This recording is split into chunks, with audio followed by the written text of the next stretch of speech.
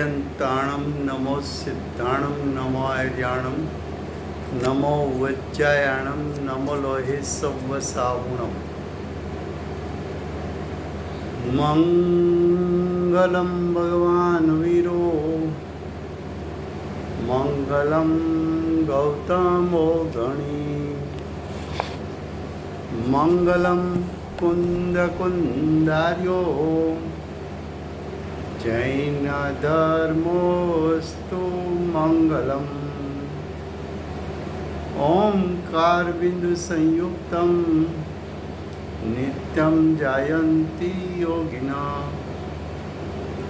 कामदं मोक्षदं चैव ओंकाराय नमो नमः अहोपकारजिनवर्णो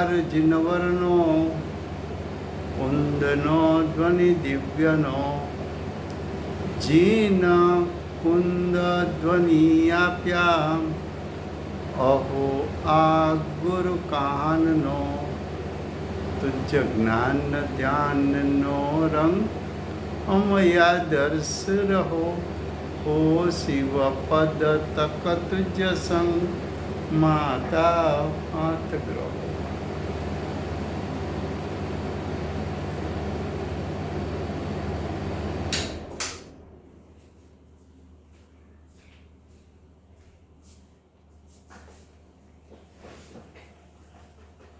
ये समयसार नाम का परम अध्यात्म शास्त्र है। भगवत कुंकुंदाचार्य देव ने राजू भाई। हाँ जी। आवाज बहुत धीमी आ रही है आपकी। है जी, आवाज नहीं आ रही है।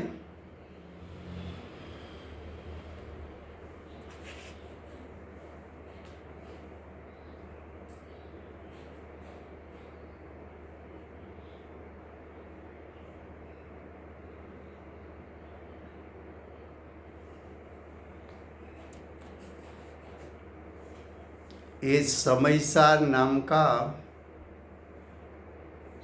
परम अध्यात्म शास्त्र है। भगवत कुंकुंदाचार्य देव ने मांगलिक करके प्रतिज्ञा की है कि मैं समयसार को कहूँगा।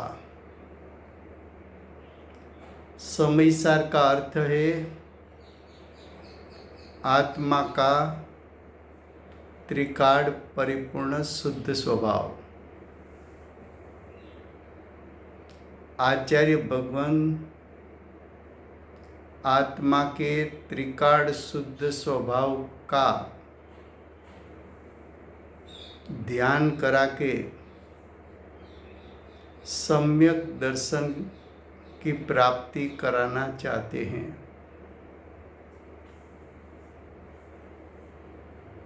तो समयसार में चलता है जीव जीव अधिकार। जीव जीव अधिकार का प्रयोजन है जीव और अजीव के बीच में भेदरूप श्रद्धान करके त्रिकाल परिपूर्ण शुद्ध स्वभाव का अवलंबन लेके सम्यक दर्शन की प्राप्ति करानी है। जीव जीव अधिकार में गाथा 49 उसका हेडिंग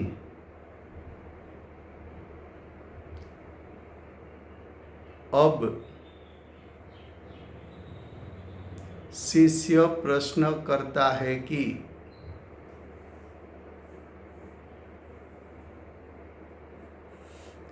अब का अर्थ है आचार्य भगवान ने अगली गाथा में अध्यवसान को अजीव कहा है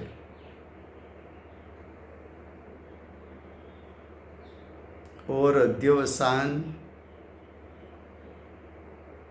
जीव के त्रिकाल शुद्ध स्वभाव से भिन्न है, ऐसा आचार्य भगवत ने श्रद्धान किया।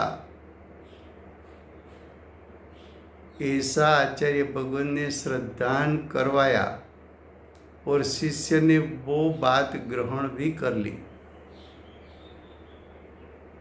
इतना स्वीकार करने के बाद अब का इतना अर्थ है। अब शिष्य प्रश्न करता है कि अध्यवसान आदि भाव वो अध्यवसान आदि भाव है, वो जीव नहीं है।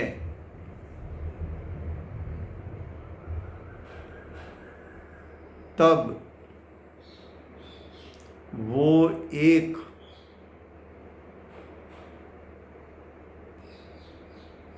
टंकोत्कीर्ण परमार्थ स्वरूप, परमार्थ स्वरूप का एक अर्थ है प्रयोजनभूत, दूसरा अर्थ है परमार्थ स्वस्वभाव, जिसको आचार्य भगवत ने छठी गाथा से शुद्धने का विषय कहा है। शुद्धने का विषय यानी आत्मा का परिपूर्ण शुद्ध स्वभाव, वो परमात्मा स्वरूप जीव कैसा है और लक्षण क्या है, ये प्रश्न का उत्तर कहते हैं। प्रथम हेडिंग में क्या कहा कि शिष्य ने कहा कि अध्यवसान है, वो जीव नहीं है। वो बात हम स्वीकार करते हैं। तो अध्यवसान जीव नहीं है, उसका अर्थ जीव है।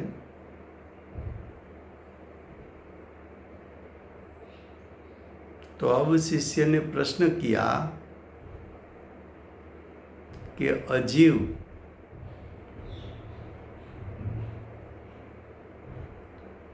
और टंकोत्कीर्ण परमात्मा स्वरूप जीव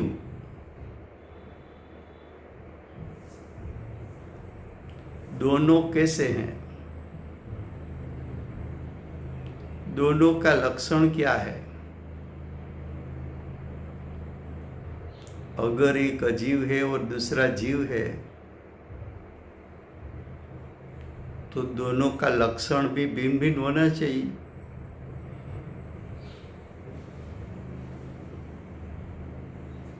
जीव की पहचान करनी है तो उसका लक्षण क्या है।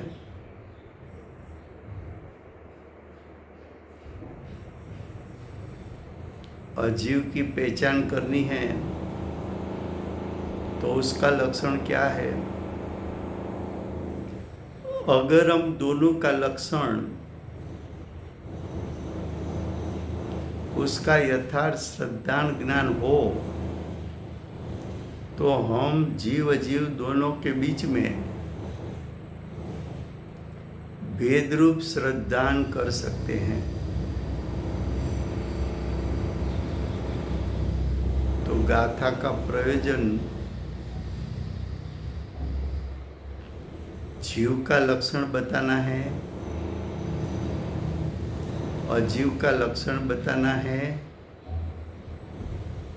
जीव के लक्षण के माध्यम से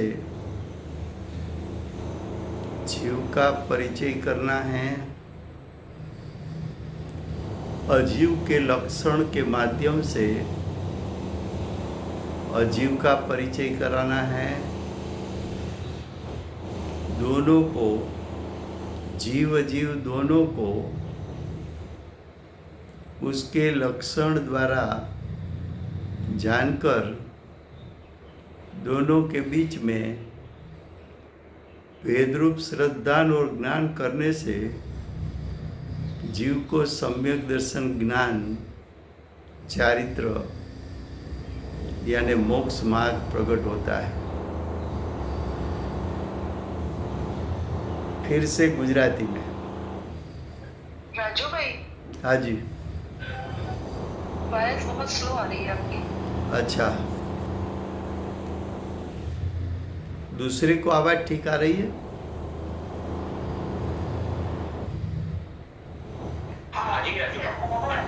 अच्छा, आपका वॉल्यूम देख लो पहले, शायद वो स्लो नहीं है ना। और मैं भी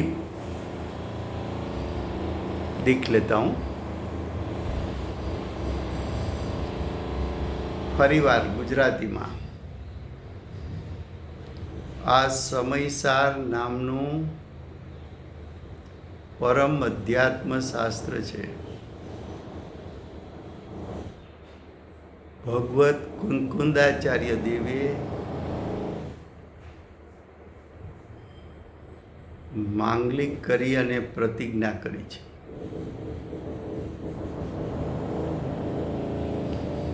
પ્રતિજ્ઞામાં આચાર્ય ભગવંતે હું સમયસારને કહીશ એવી પ્રતિજ્ઞા કરી છે। સમયસારનો અર્થ કર્યો આત્માનો પરિપૂર્ણ ત્રિકાળ શુદ્ધ સ્વભાવ।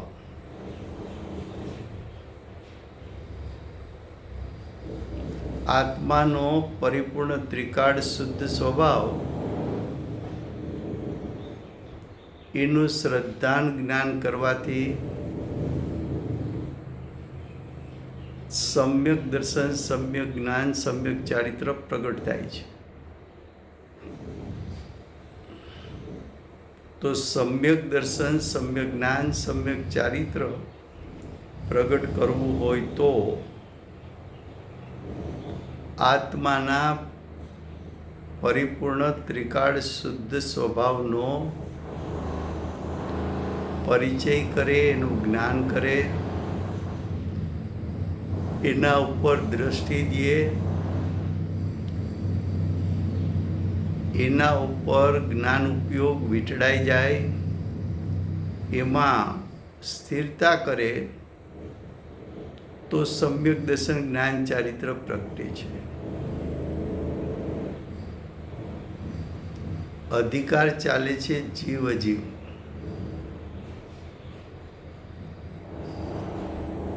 જીવ અજીવ અધિકારનું પ્રયોજન જીવ અજીવ વચ્ચે ભેદરૂપ શ્રદ્ધાન કરી, ભેદરૂપ જ્ઞાન કરી સમ્યક દર્શન જ્ઞાન ચારિત્ર પ્રગટ કરાવવાનું છે। જીવ અજીવ વચ્ચે ભેદ જ્ઞાન કરી આત્માના પરિપૂર્ણ ત્રિકાળ શુદ્ધ સ્વભાવ ઉપર દ્રષ્ટિ કરાવી સમ્યક દર્શન આદિ પ્રગટ કરાવવાનું પ્રયોજન છે। ગાથા ચાલે છે 49। 49 ગાથામાં હેડિંગ છે હવે। હવેનો અર્થ છે કે આગલી ગાથામાં આચાર્ય ભગવંતે અધ્યવસાન છે તે અજીવ છે એવું સિદ્ધ કર્યું છે। અને આચાર્ય ભગવંતે અધ્યવસાન અજીવ છે તે સિદ્ધ કર્યું એ વાત શિષ્યએ સ્વીકારી છે કે અધ્યવસાન અજીવ છે.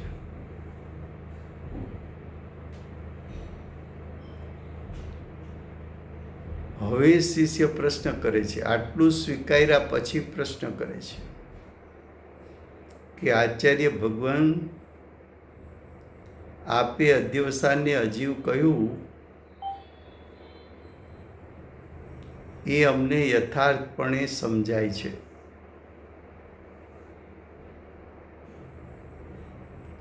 પણ એ અધ્યવસાન આદિ ભાવો છે તે જીવ નથી. તે જીવ નથી એટલે અજીવ છે. અજીવ છે તો જો અધ્યવસાન આદિ ભાવો અજીવ છે તો પછી જીવ કોણ છે?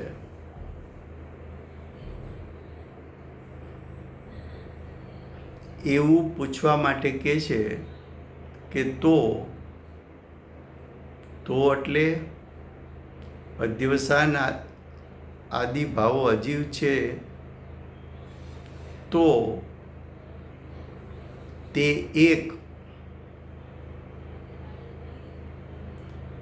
એટલે અનાદિથી અનંત એકરૂપ રહેનારો, અનાદિથી અનંત કાળ એકરૂપ શુદ્ધ રહેનારો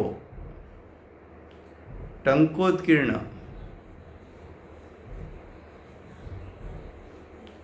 ટંકોત્કીર્ણ એટલે જેમાં બીજું કંઈ પ્રવેશી ન શકે. આગલા સ્વાધ્યાયમાં ગુરુદેવે આપેલો દૃષ્ટાંત આપ્યો હતો કે શિયાળાનું ઘી હોય, એ ઘી એવું જામી ગયું હોય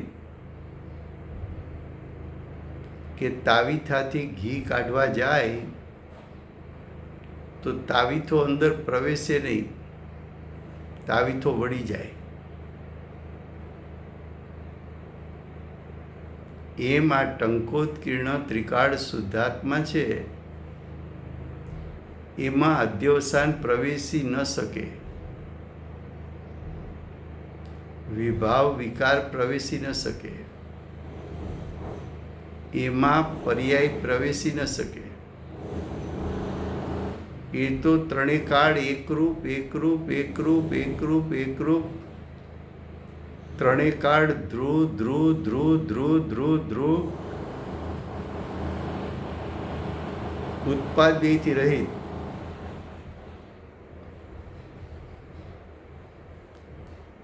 એને ટંકોત્કીર્ણ કહેવાય. હવે કે છે પરમાત્મ સ્વરૂપ જીવ કેવો છે? અધ્યવસાનને તમે અજીવ કીધા તો જેના ઉપર અમારે દ્રષ્ટિ કરવી છે, જેના ઉપર અમારે ઉપયોગ મૂકવો છે, જેમાં અમારે સ્થિર થવું છે, એવો પરમાત્મ સ્વરૂપ જીવ એટલે કે શુદ્ધનીના વિષયભૂત જીવ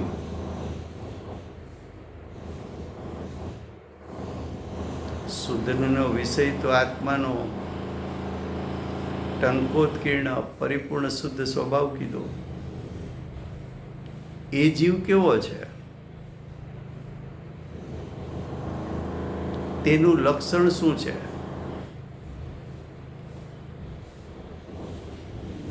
જો જીવનું લક્ષણ અને અજીવનું લક્ષણ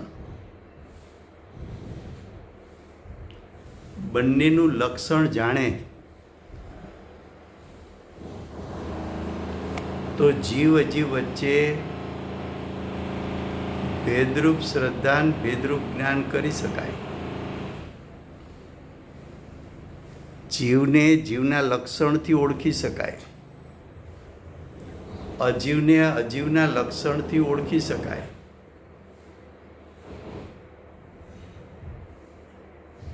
તો જીવને જીવના લક્ષણથી ઓળખવો છે, અજીવને અજીવના લક્ષણથી ઓળખવો છે.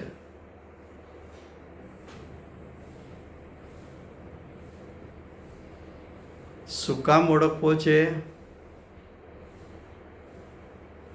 તો કે આ અધિકારનું પ્રયોજન જીવ અજીવ વચ્ચે ભેદરૂપ શ્રદ્ધા અને જ્ઞાન કરાવવું છે.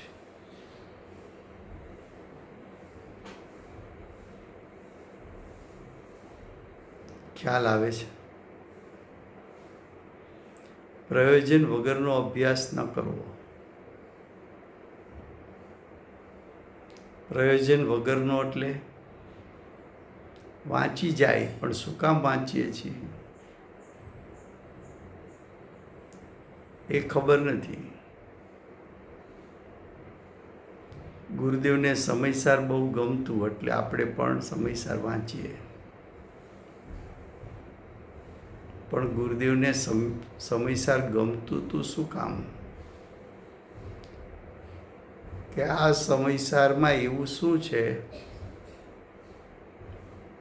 કે જેનો અભ્યાસ કરતા ગુરુદેવને સમ્યક દર્શન પ્રાપ્ત થયું.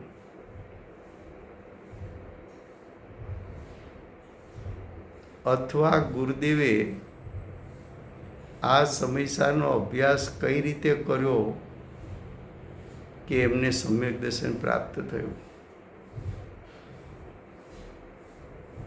તો આ શાસ્ત્રનું પ્રયોજન તો સમ્યક દર્શન પ્રાપ્તિ કરાવવાનું છે. એ શાસ્ત્રનું મૂળ હાર્દ છે. તો દરેક અધિકારમાં સમ્યક દર્શન પ્રાપ્ત થવું જોઈએ. દરેક ગાથામાં સમ્યક દર્શન પ્રાપ્ત થવું જોઈએ. એ હેતુથી એવા પ્રયોજનથી અભ્યાસ કરવો. હવે ગાથા 49 એમના શબ્દો છે. જીવ ચેતના ગુણ શબ્દ રસ રૂપ ગંધ વ્યક્તિ વિહીન છે. નિર્દિષ્ટ રહી સંસ્થાન જીવનું ગ્રહણ લિંગ થકે નહીં.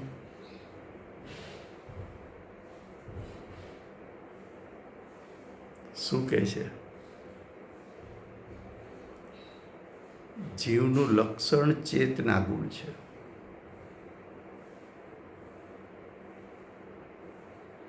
જીવ શબ્દથી રહિત, જીવ રસથી રહિત, જીવ રૂપથી રહિત, જીવ ગંધથી રહિત, જીવ વ્યક્તિ વિહીન છે.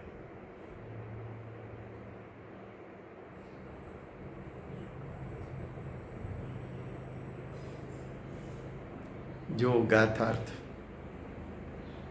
હે ભવ્ય, આચાર્ય ભગવાન સંબોધન કોને કરે છે? તો કે જેનામાં સમ્યક દર્શન પ્રાપ્ત કરવાની યોગ્યતા છે એવા જીવને ભવ્ય જીવ કહેવામાં આવે છે.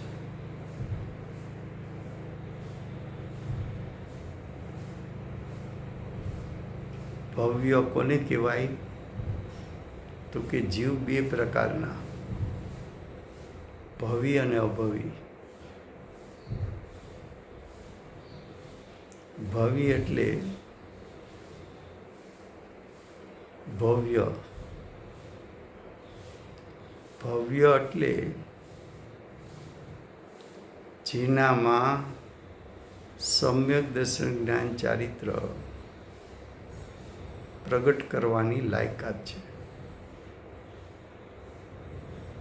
હે ભવ્ય, તું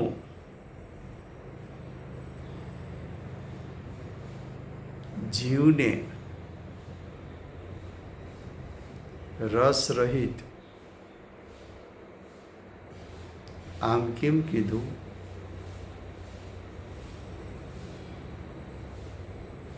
તો કે અજ્ઞાની જીવ પાંચ ઇન્દ્રિય અને એના વિષયો ગ્રહણ કરી શકે છે. તો પાંચ ઇન્દ્રિયના વિષય છે સ્પર્શ, રસ, ગંધ, વર્ણ અને શબ્દ.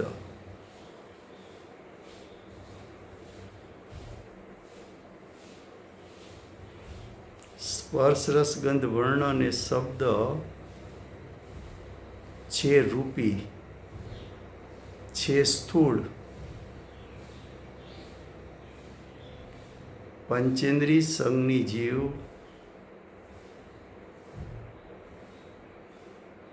અજ્ઞાની હોવા છતાં સ્થૂળ વસ્તુને પાંચ ઇન્દ્રિયના અવલંબન દ્વારા જાણી શકે છે.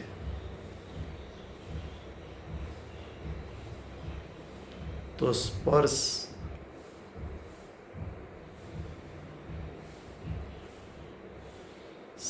એટલે સ્પર્શ નામનો ગુણ. રસ એટલે રસ નામનો ગુણ. ગંધ એટલે ગંધ નામનો ગુણ.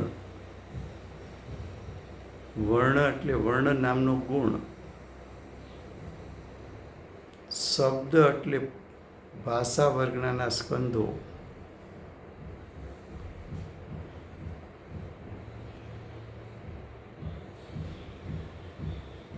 આ સ્પર્શ, રસ, ગંધ, વર્ણ એ પૂતગલના અસાધારણ ગુણો છે.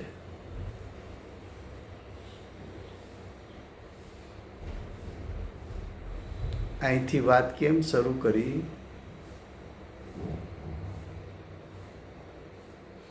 તો કે અજ્ઞાની જીવ આ શરીરમાં હુંપણું કરીને બેઠો છે. એને શરીર ચેતનવંતું લાગે છે. ખરેખર તો શરીર સ્પર્શ, રસ, ગંધ, વર્ણ એવા અસાધારણ પૂતગલના ગુણો સહિત છે.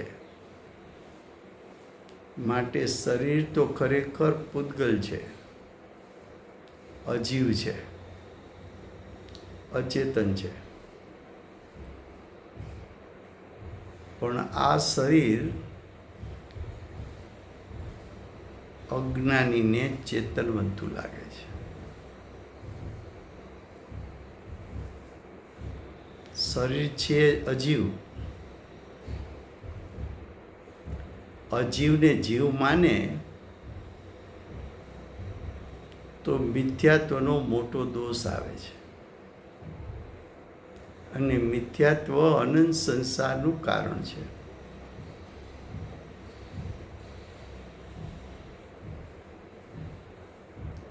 હજી જો ઇન્દ્રિયો દ્વારા પકડી શકાય એવા વિષયોમાં પણ તારી સ્થૂળ ભૂલ થતી હોય તો અરૂપી એવા આત્માને ગ્રહણ કરવો એ તો ઘણો મુશ્કેલ છે. એમાં તો તારે ઉપયોગ સૂક્ષ્મ કરવો પડશે.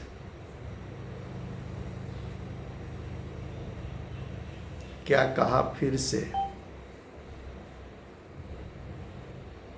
देखो गाथार्थ.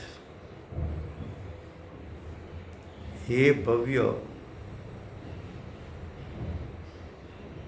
भव्य किसको कहते हैं? तो जीव दो प्रकार के हैं, भवी और अभवी. भवि का अर्थ है जिसमें सम्यक दर्शन ज्ञान चारित्र प्रकट करने की योग्यता हो,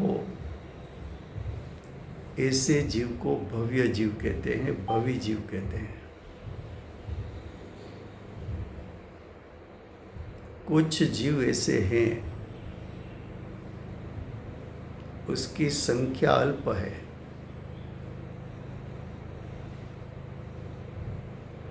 कि जिसमें अनादि से अनंत काल में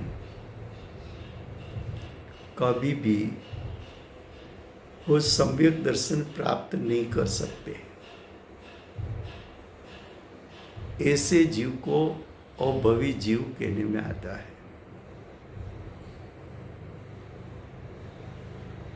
तो आचार्य भगवान ने कहा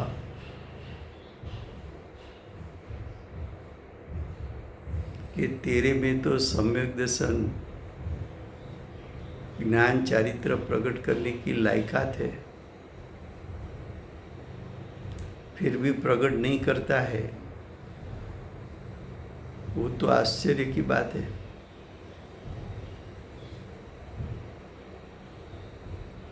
तो कि हे भव्य, तू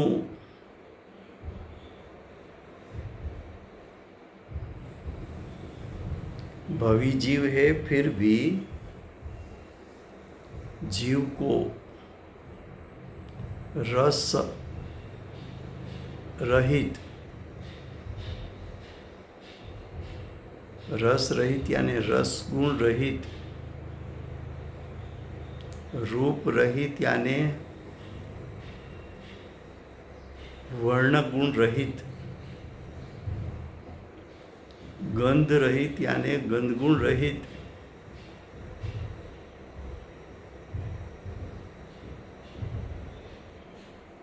अव्यक्त अर्थात इंद्रियों से गोचर नहीं,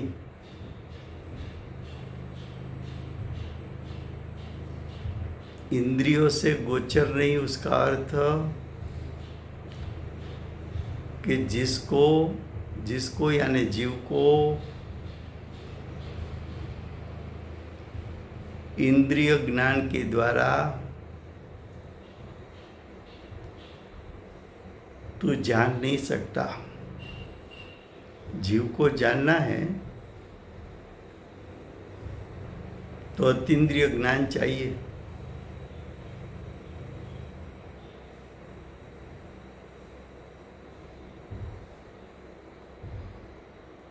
आचार्य भगवान ने जीव का लक्षण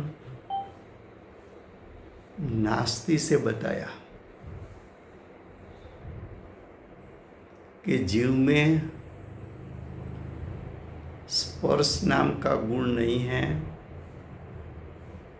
जीव स्पर्श गुण रहित है, जीव रस गुण रहित है, जीव वर्ण गुण रहित है, जीव गंध गुण रहित है। जीव को ग्रहण करना है तो इंद्रिय ज्ञान के माध्यम से ग्रहण नहीं हो सकता।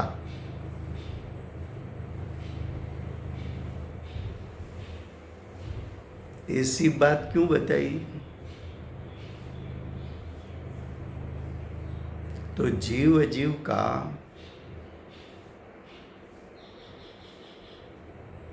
भेदरूप श्रद्धा और ज्ञान करना है, लेकिन अज्ञानी जीव अनादिकाल से 8 द्रव्य कर्म सहित है, वो निमित्त का कथन है। शरीर सहित है, वो भी निमित्त का कथन है। जब तक 4 गति में जीव घूमता है तब तक शरीर साथ में है।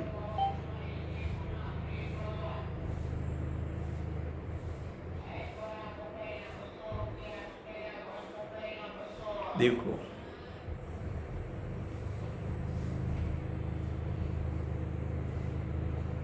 जीव और शरीर के बीच में भेदरूप श्रद्धा और ज्ञान करना है, तो जीव का लक्षण क्या, शरीर का लक्षण क्या?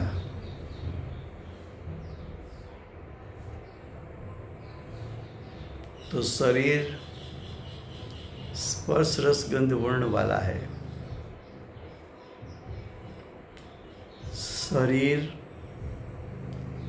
इंद्रिय ज्ञान द्वारा ग्रहण हो सकता है। शरीर रूपी है,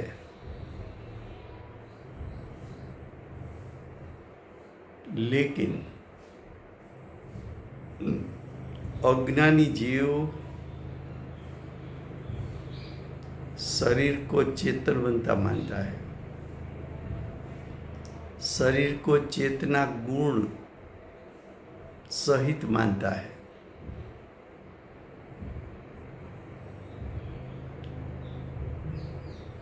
तो जीव का स्वरूप चेतना गुण सहित है,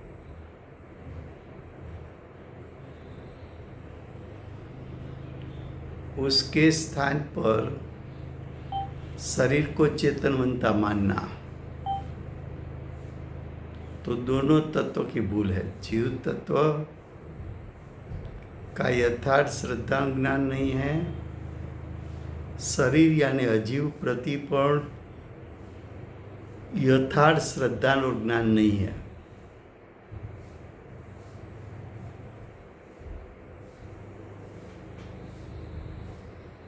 तो दोनों तत्व की भूल, दोनों का श्रद्धान मिथ्या है। तो जीव और अजीव तत्व का मिथ्या श्रद्धान, तो उसके कारण मिथ्यात्व उत्पन्न होता है, और मिथ्यात्व तो अनंत संसार का कारण है।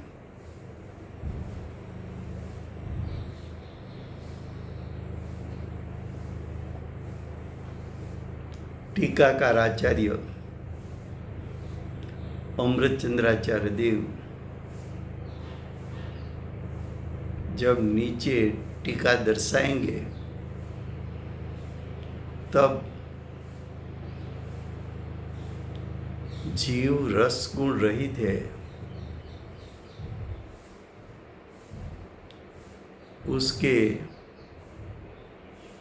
6 प्रकार का बोल से बताएंगे, 6 प्रकार से बताएंगे कि जीव रस रहित है। 6 प्रकार से बताएंगे कि जीव रूप रहित है। 6 प्रकार से बताएंगे जीव गंध रहित है। 6 प्रकार से बताएंगे कि जीव अव्यक्त है। 6 प्रकार से बताएंगे कि जीव संस्थान रहित है।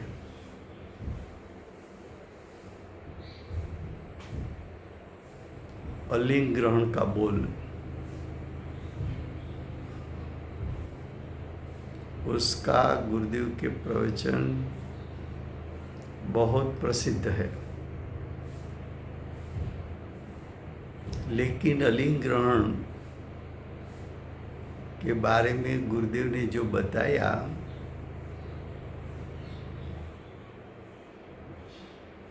उसका प्रयोजन भेदरूप श्रद्धा और भेदरूप ज्ञान का रहना था। सिर्फ अभ्यास करने के लिए पढ़ना नहीं है,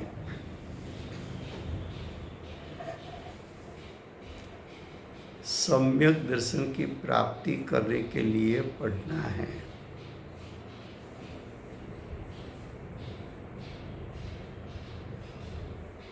तो आचार्य भगवान अज्ञानी जीव 4 गति में अनादिकाल से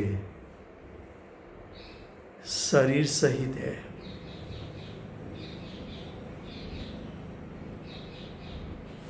तो चारों गति पे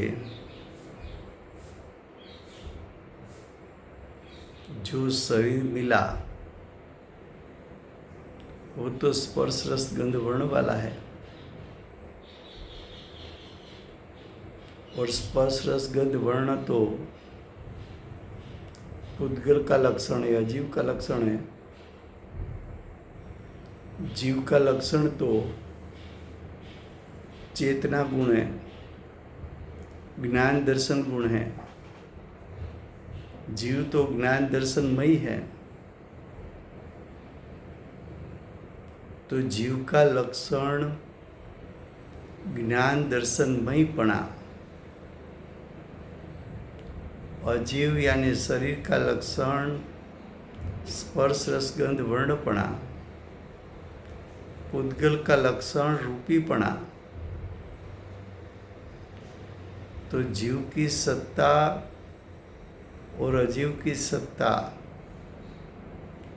दोनों की सत्ता भिन्न भिन्न है। दोनों का लक्षण भिन्न भिन्न है। जीव अजीव दोनों को अपने अपने लक्षण के माध्यम से जानकर जीव अजीव के बीच में भेदरूप ज्ञान करके सम्यक ज्ञान को प्रकट कर ले, ये गाथा का ये प्रयोजन है।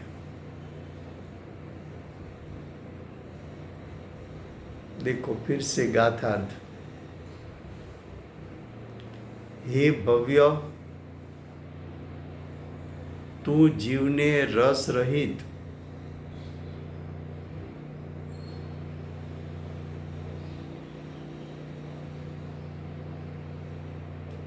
एवो जान। तू जीवने रस रहित एवो जान। जो આપણે બધા વાક્ય જુદા કરી દઈએ છીએ। હે ભવ્ય, તું જીવને રસ રહિત, પછી ગાથાર્થના છેલ્લા બે શબ્દો એવો જાણ। હવે બીજું વાક્ય, હે ભવ્ય, તું જીવને રૂપ રહિત જાણ। रूप रहित एवो जान। त्रीजू वाक्य, हे भव्य, तू जीवने गंध रहित जान।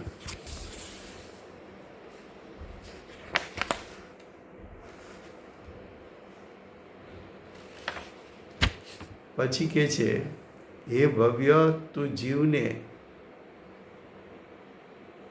अव्यक्त जान। अव्यक्त एवो जान।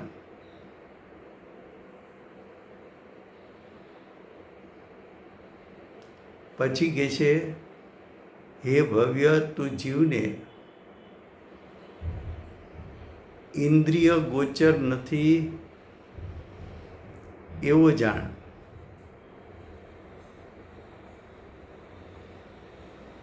पछी के छे, हे भव्य, तू जीवने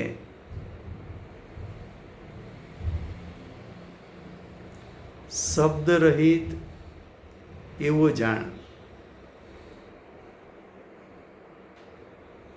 अने पछी के छे, हे भव्य, तू जीवने चेतना जेनो गुण छे एवो जान।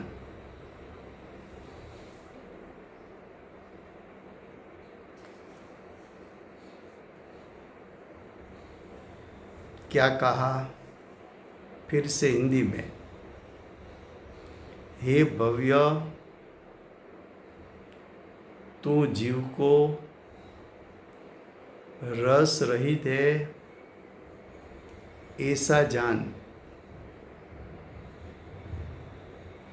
हे भव्य, तू जीव को रूप रहित है ऐसा जान। हे भव्य, तू जीव को गंध रहित है ऐसा जान।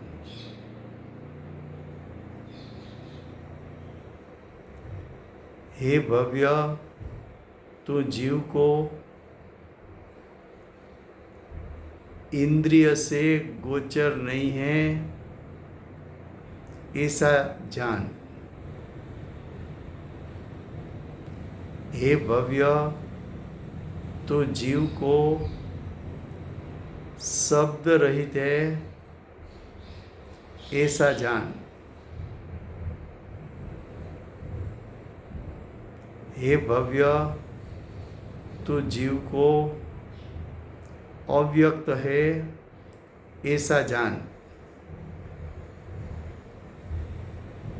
हे भव्य, Actually, Advaita means है जी,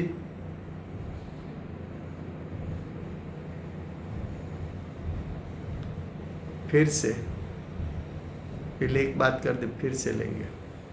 हे भव्य, तू जीव को चेतना जिसका गुण है ऐसा जान। तो देखो,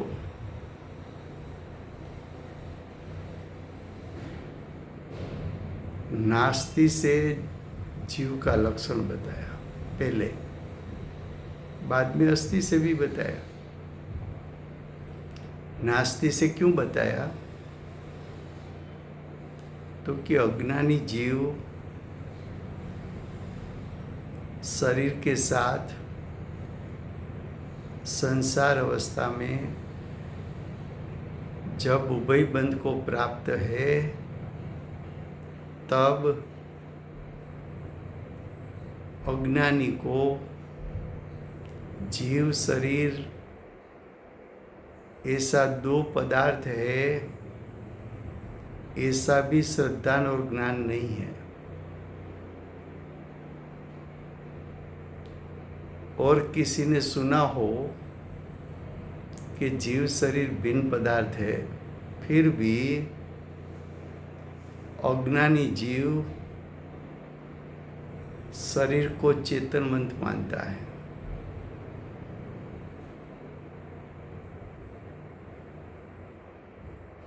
तो शरीर तो अचेतन जड़ है। जब शरीर के अंदर जीव है तभी भी शरीर तो अचेतन जड़ है, लेकिन शरीर के साथ संयोग में जीव है, तब अज्ञानी जीव जीव को जीव के लक्षण से नहीं जानता, शरीर को शरीर के लक्षण से नहीं जानता। इसलिए जीव शरीर के बीच में भेद किए बिना मनुष्यपना को ही जीव मानता है।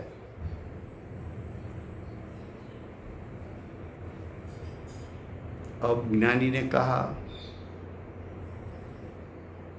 कि मनुष्यपना वो तो असमान जाति द्रव्य पर्याय है। मनुष्यपना में तो दो पदार्थ के बीच में निमित्त नैमित्तिक संबंध है। दो पदार्थ में एक जीव है, दूसरा शरीर यानी पुद्गल है, अजीव है।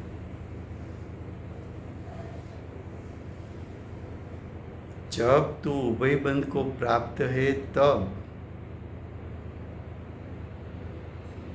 दोनों की भिन्नता का श्रद्धान ज्ञान करना है तो उभय बंध के समय हम तुझे जीव का लक्षण चेतना गुण यानी ज्ञान दर्शनमयी है और शरीर स्पर्श रस गंध वर्ण वाला और इंद्रिय से गोचर, इंद्रियों के द्वारा जान सके ऐसा, तो दोनों की लक्षण की भिन्नता करके, दोनों के लक्षण की भिन्नता का श्रद्धा और ज्ञान करके तो जीव शरीर के बीच में वेदरूप श्रद्धा ज्ञान करके सम्यक दर्शन सम्यक ज्ञान को प्राप्त कर सकता है।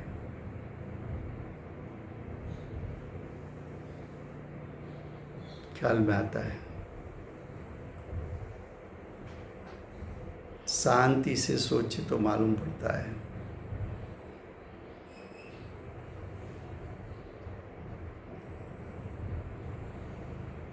उसको शरीर व्यक्त लगता है और जीव अव्यक्त लगता है। वास्तव में तो जीव भी विद्यमान है, व्यक्त है।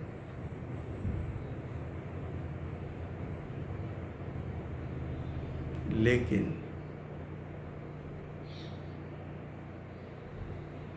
जीव के प्रति कभी दृष्टि नहीं की, उसकी व्यक्तता होते हुए भी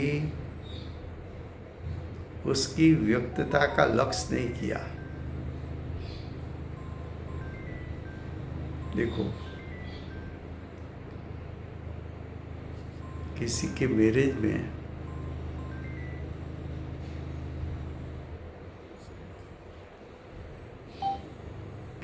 मैरिज में आप उपस्थित रहे, लेकिन सामने वाले ने इग्नोर किया, आपके प्रति लक्ष्य भी नहीं किया,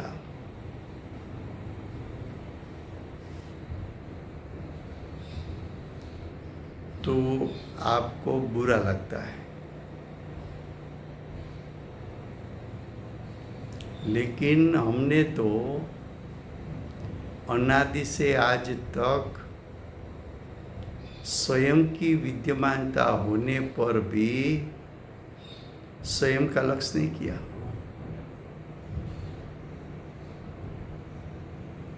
ख्याल में आता है?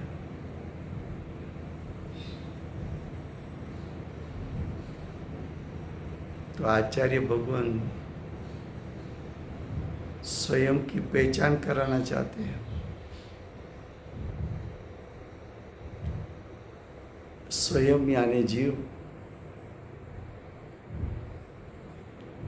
की पहचान कराने के लिए आचार्य भगवान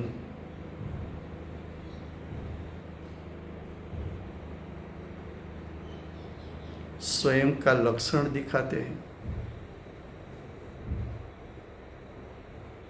तेरे में एक चैतन्य नाम का गुण है, असाधारण गुण है।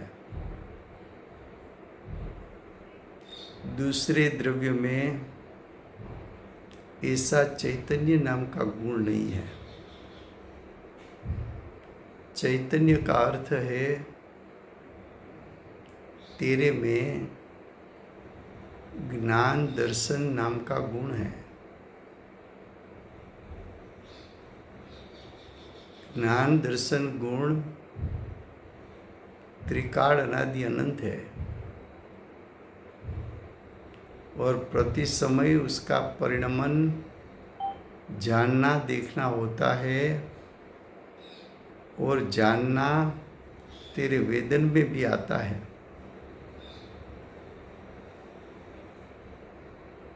जो जानन क्रिया हुई वो शरीर की क्रिया है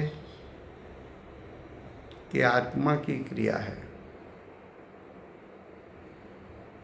जानन क्रिया शरीर में से आती है, इंद्रियों में से आती है, पर रूपी पदार्थ में आती है कि आत्मा में से, जीव में से आती है। जानन क्रिया जीव में से आती है, तो वो जानन क्रिया तो अनादि से चली आ रही है, अनंत काल तक वो जानन क्रिया होने वाली है। तो ऐसी जो जानन क्रिया है, ऐसी जो जानन क्रिया है, वो आत्मा में से आती है। तो उसका अर्थ है कि आत्मा ज्ञान स्वभावी है। जानन क्रिया दे सके ऐसा आत्मा का, जीव का स्वभाव होना चाहिए।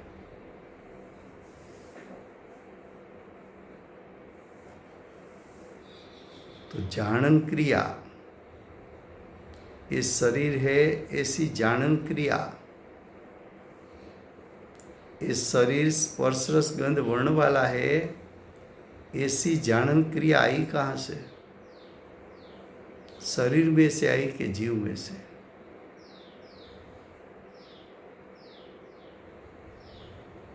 जानन क्रिया कर सके ऐसा स्वभाव जीव का है कि शरीर का है?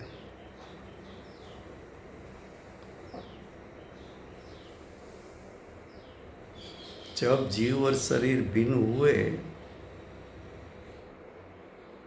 देह परिवर्तन हुआ, तो अब देह में जानन क्रिया दिखने में नहीं आती। जानन क्रिया का वेदन भी दिखने में नहीं आता और जीव भी दिखने में नहीं आता। तो उसका अर्थ, जीव, उसका ज्ञान स्वभाव और उसकी जानन क्रिया सब जीव के साथ चला गया। तो वो जीव का नेचर था, जीव का स्वभाव था, जीव की कैरेक्टरिस्टिक थी।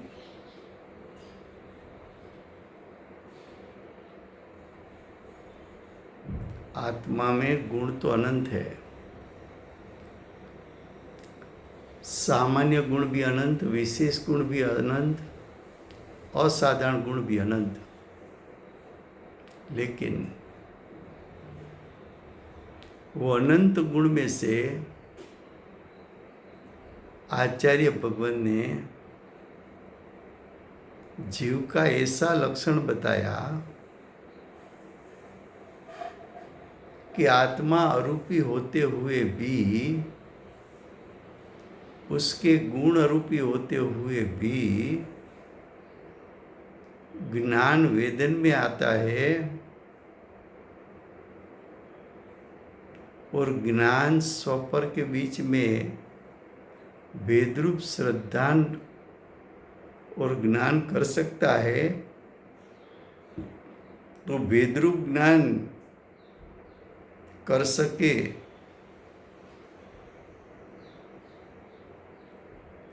ऐसा लक्षण जीव का आचार्य भगवान ने बताया। अब वो लक्षण के माध्यम से लक्ष्य यानी आत्मा का त्रिकाल शुद्ध स्वभाव, उसको ग्रहण करके तो मोक्ष मार्ग की प्रगटता कर सकता है। यहाँ तक रखते हैं। कल मैं नहीं हूँ, एक प्रसंग में हूँ, तो कल का स्वाध्याय नहीं रहेगा।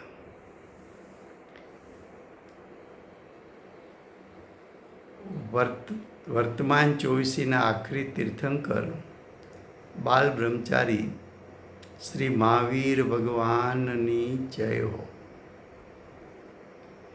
महाविद्य क्षेत्रे 20 विरमान तीर्थंकर में प्रथम तीर्थंकर सीमाने धरनार अनंत चतुष्टयना धारक दिव्य ध्वनिना दातार આપણા શાસન ઉપકારી શ્રી સિમંદર ભગવાનનો જય હો। કેવળ જ્ઞાનની તળેટીમાં બેઠેલા પ્રમત અપ્રમત ગુણસ્થાનધારી આગમના રચયિતા મા સમર્થ આચાર્ય ભગવત શ્રી કુંકુંદાચાર્ય દેવનો જય હો. વર્તમાન કાળે જીવ અજીવ વચ્ચે ભેદરૂપ શ્રદ્ધાનો મંત્ર આપનાર, તીર્થના નાયક, તીર્થના સ્થાપક, તીર્થના પ્રવર્તક પરમ કૃપાળુ શ્રી સદગુરુ દેવનો જય હો.